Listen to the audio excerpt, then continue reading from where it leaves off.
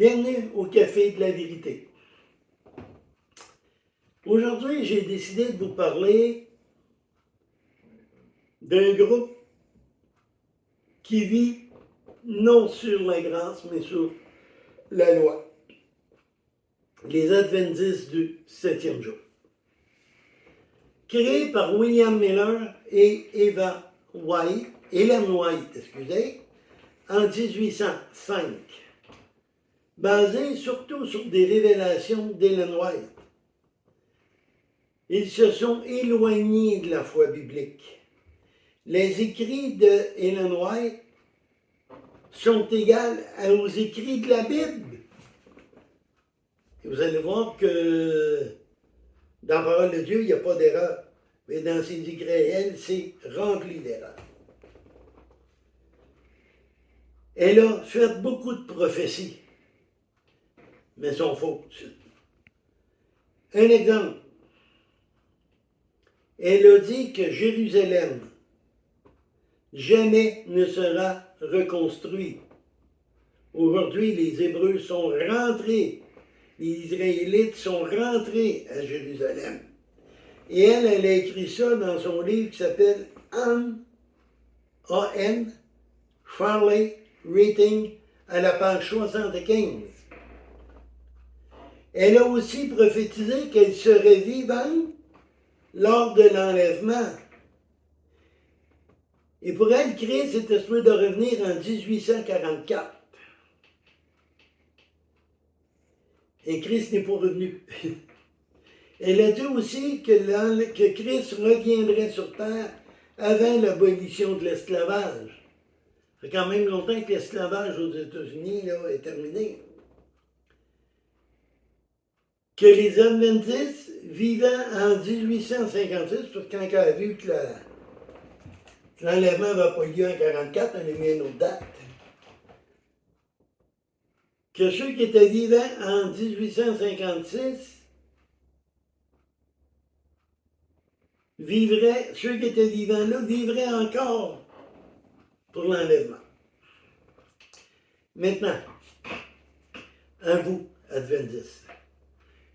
Galates 3.9 nous dit, c'est pourquoi ceux qui croient sont bénis avec Abraham, qui a cru.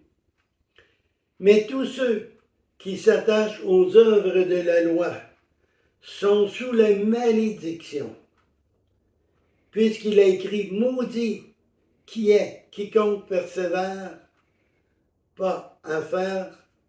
Toutes les choses sont écrites dans le livre.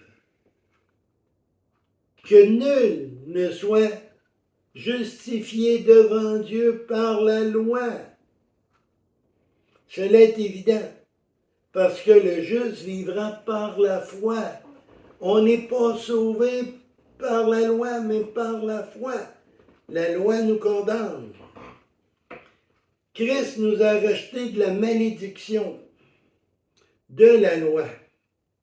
Quand il a été fait malédiction pour nous, donc quand il a été crucifié pour nous, car il est écrit, maudit est quiconque pendu au bois.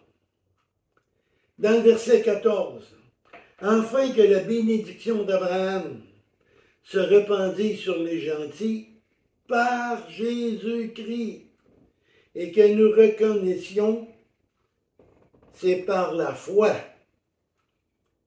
l'Esprit qui avait été promis. Donc les œuvres sont vaines, c'est par la foi.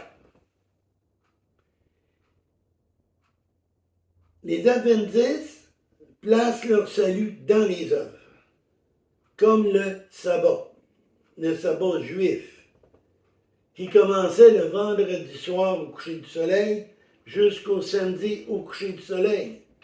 Mais le mot sabbat ne veut pas dire samedi. Le mot sabbat veut dire repos. Exode 20, le verset 8. Souviens-toi du jour du repos pour le sanctifier. Tu travailleras, 6 jours. Et le 7e, tu ne feras aucune œuvre.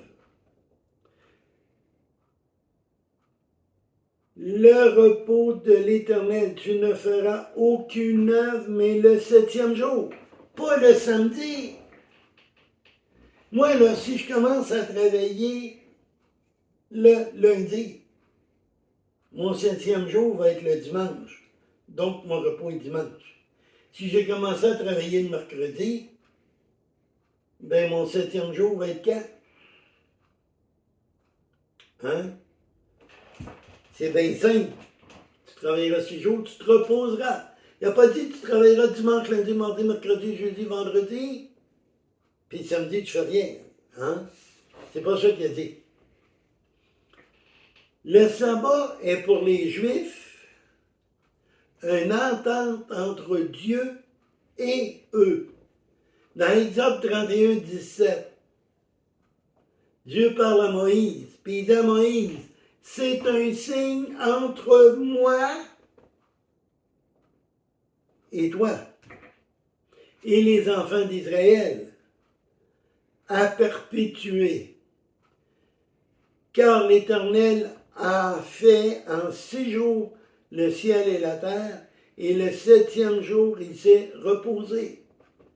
Donc, on travaille 6 jours, on se repose le 7e, tout dépendant quand tu commences à travailler. Sinon, qu'est-ce qui arriverait dans les hôpitaux, personne ne travaille le dimanche? Ça irait pas bien, hein? Pour nous, Colossiens 2,16, que personne donc ne vous condamne au sujet du manger ou du boire, au sujet d'un jour de fête, ou d'une nouvelle lune, ou de sabbat. Ça, c'est pour nous, les gentils, ceux qui sont nés de nouveau, que personne ne nous condamne. Hébreux 4.3. Pour nous, encore, il parle de nous, là, pas les Juifs. Nous, ceux qui sont nés de nouveau. Nous entrerons dans le repos, suivant ce qu'il a dit. C'est pourquoi j'ai juré dans ma colère qu'ils n'entreront point dans mon repos. Cependant, ces œuvres étaient accomplies depuis la création du monde. Ces œuvres sont accomplies. Jésus est venu l'accomplir. Être végétarien ou ne pas manger certaines viandes. Certaines viandes dans l'Ancien Testament que tu n'avais pas le droit de manger. Exemple du porc. Je veux dire de quoi maintenant dans la nouvelle alliance, donc dans ceux qui sont avec Jésus, ça n'a pas d'importance. Matthieu 15, 11. Écoutez et comprenez ceci. Ce n'est pas ce qui rentre dans ta bouche qui souille l'homme, mais c'est ce qui en sort. Ce qui souille l'homme, au verset 17, ne comprenez-vous pas, ce qui rentre dans la bouche s'en va dans le ventre, il est jeté dans les lieux secrets. Mais ce qui sort de ta bouche, c'est là qui souille. Quand tu parles en mal de ton voisin, quand tu parles en mal de ton frère ou ta sœur, ça souille. Pas un morceau de viande que tu as mis dans ta bouche. Sauvé par la grâce et non par les œuvres. Éphésiens 2,8. Car vous êtes sauvés par la grâce, par le moyen de la foi. Cela ne vient pas de vous. C'est un don de Dieu. Ce n'est point par les œuvres, afin que personne ne se glorifie. La gloire va à Dieu, la gloire va à Jésus, pas à toi qui respectes ces choses. N'oublions pas que selon la loi du sabbat juive, vous n'avez pas le droit d'aller plus loin que 200 coudées de chez vous. 200 coudées, c'est pas loin, là. Hein? Comment ça fait que vous partez de Saint-Tite, puis vous vous rendrez à Mont-Carmel? C'est quoi? Vous arrêtez à la station de gaz, mettre du gaz dans l'auto, vous faites travailler quelqu'un. Vous n'avez pas le droit de le faire travailler. Celui qui rajoute et qui retranche la parole de Dieu dit qu'il soit anathème. Apocalypse 22, 19. Ben simple, vous avez pris de quoi que une femme a écrit, puis vous l'avez ajouté à la Bible.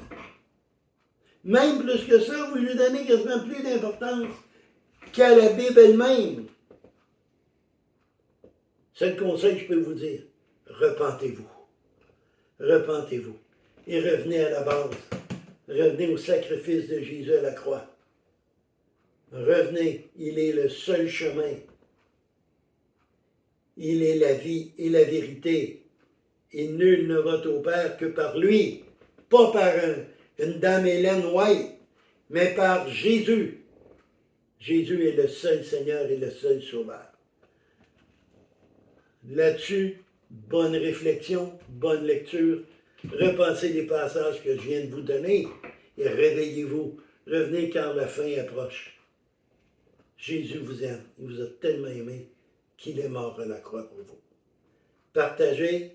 N'oubliez pas le pouce en l'air et que le Seigneur vous bénisse. Amen.